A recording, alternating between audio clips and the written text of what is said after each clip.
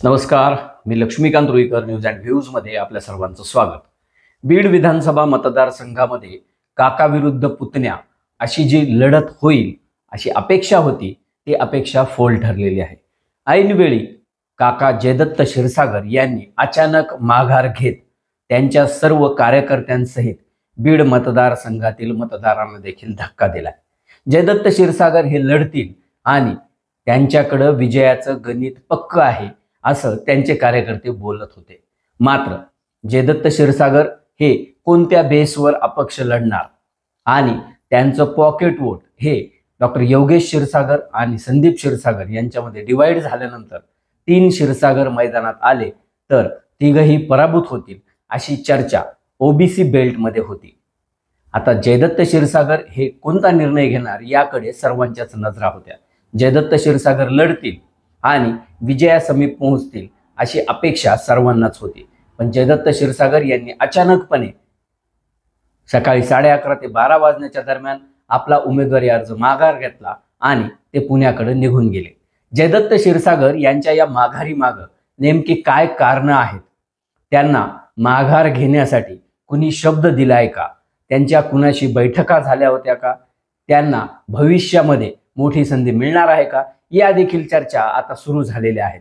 आणि सूत्रांनी दिलेल्या माहितीनुसार जयदत्त क्षीरसागर हे दिवाळीच्या दुसऱ्या दिवशी अचानकपणे मुंबईकडे रवाना झाले होते. त्यांना एक फोन आला आणि ते मुंबईला निघून गेले. दरवर्षी जयदत्त क्षीरसागर हे दिवाळी पाडव्याला बीडमध्येच असतात. मोठ्या प्रमाणात कार्यकर्ते त्यांच्या गाठीभेटी घेतात. त्यांचे आशीर्वाद घेण्यासाठी कार्यकर्त्यांची मोठी गर्दी असते. मात्र पाडव्याच्या दिवशी जयदत्त क्षीरसागर हे मुंबईत निघून गेल्यामुळं काहीतरी वेगळं घडतंय अशा चर्चा योगेश क्षीरसागर आणि संदीप क्षीरसागर यांच्या समर्थकांसहित जयदत्त क्षीरसागर यांच्या कार्यकर्त्यांमध्ये देखील होत्या आणि ती गोष्ट सत्यात उतरली आहे. जयदत्त क्षीरसागर यांनी अचानकपणे आपला उमेदवारी अर्ज मागे घेतला आहे.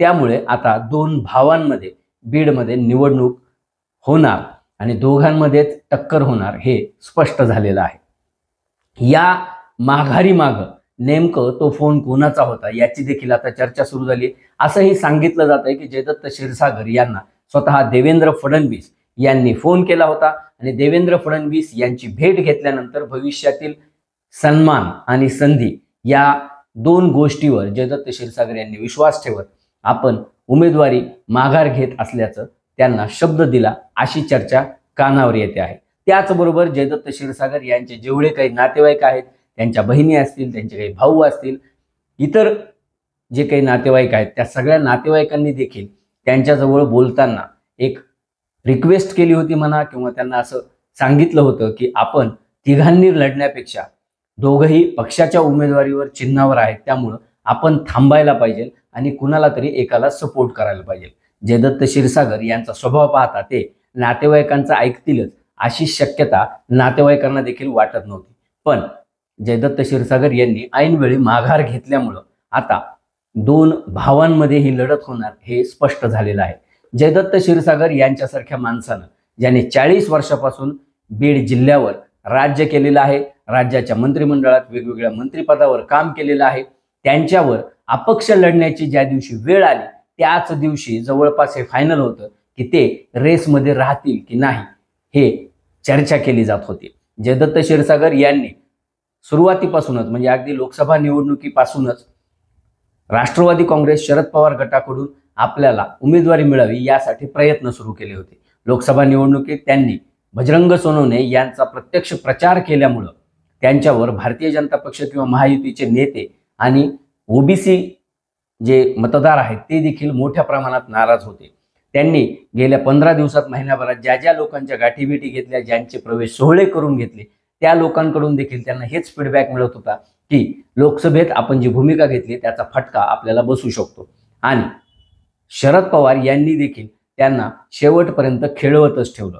शरद पवारांनी त्यांच्या प्रवेशाचा जो मार्ग होता तो अडवला होता एकाच गोष्टीवर की जयदत्त क्षीरसागर हे पक्षाचं चिन्ह आणि निवडणुकीची उमेदवारी मागत होते. मात्र शरद पवारांनी त्यांना थेट स्पष्टपणे हे सांगितलं होतं की तुम्हाला विनाअट पक्षात यावं लागेल आणि संदीप क्षीरसागर यांच्यासोबत राहावं लागेल. तिथं जयदत्त क्षीरसागर यांनी नकार कळवला आणि त्यांनी अपक्ष उमेदवारी अर्ज दाखल करण्याचा निर्णय घेतला. अत्यंत साध्या पद्धतीनं त्यांनी जरी अर्ज दाखल केला असला तरी त्यानंतर मीडियाशी बोलताना किंवा कार्यकर्त्यांशी चर्चा करताना वेगवेगळ्या बैठका घेताना त्यांनी हे स्पष्ट केलं होतं की आपल्याला लढायचंय आणि जिंकायचंय. त्याचं कारण की ही त्यांची शेवटची निवडणूक आहे आणि या निवडणुकीत विजय मिळवूनच निवृत्ती घ्यायची असं देखील ते खाजगीत बोलत होते. मग एवढं सगळं तयारी केलेली असताना अनेक मुस्लिम कार्यकर्त्यांचे तसेच इतर कार्यकर्त्यांचे प्रवेश सोहळे करून घेतलेले असताना, मोठा तामझाम केलेला असताना आणि शड्डू ठोकून मैदानात उतरल्या जयदत्त क्षीरसागर यांच्यासारख्या पैलवानानं अचानकपणे मैदान सोडून जाण्यामागे नेमकी काय कारणं आहेत याची चर्चा जोर धरू लागली आहे. जयदत्त क्षीरसागर यांना देवेंद्र फडणवीस यांनी नक्की काय आश्वासन दिलं? येणाऱ्या विधानसभा निवडणुकीनंतर जे काही निकाल लागायचे ते लागतील, पण जयदत्त क्षीरसागर यांचं राजकीय पुनर्वसन हे महायुतीमध्ये फडणवीसांच्या माध्यमातून केलं जाणार का? त्यांना आमदारकीसोबतच मंत्रिपदाची संधी देखील दिली जाणार का? तसा काही शब्द हा देवेंद्र फडणवीसांनी दिलाय का? या आणि अशा चर्चा आता रंगू लागल्या आहेत. त्याचसोबत आणखी एक चर्चा रंगते आहे, ती म्हणजे जयदत्त क्षीरसागर यांनी माघार घेतल्यानंतर ते आता नेमकी भूमिका काय घेणार? ते डॉक्टर योगेश क्षीरसागर जे महायुतीचे उमेदवार आहेत त्यांच्या पाठीशी आपली ताकद उभं करणार की संदीप क्षीरसागर यांच्या बाजूने जात महाविकास आघाडीला पुन्हा एकदा लोकसभेप्रमाणे साथ देणार? ही देखील चर्चा आता सुरू झालेली आहे. जयदत्त क्षीरसागर यांनी लोकसभेमध्ये जशा पद्धतीनं पटकन निर्णय घ्यायला पाहिजे होता तसा निर्णय घेतला नाही. त्याचा फटका त्यांना विधानसभा निवडणुकीची उमेदवारी मिळण्यामध्ये बसला. आता ते उमेदवारी माघार घेऊन थेट मुंबईकडे निघून गेलेले आहेत आणि मग अशा परिस्थितीत आता तरी ते कार्यकर्त्यांना थेट आपली भूमिका स्पष्ट करून सांगणार आहेत का? तळ्यात मळ्यात न राहता बघू करू वेळ आल्यावर सांगू असं न करता ते थेट एका पुतण्याच्या बाजूनं, आणि तो कोणता पुतण्या असणार हे तातडीनं सांगणार आहेत का? त्याचा फायदा त्या पुतण्याला होणार की पुन्हा एकदा काका पुतण्या एकत्र झाल्यामुळे गेवराईत जसं दोन पंडित एकत्र झाले होते तसाच फटका हा बीडमध्ये क्षीरसागरांना बसणार? याच्या चर्चा सुरू झालेल्या आहेत. भविष्याच्या गर्भात नेमके काय काय गणित दडलेली आहेत?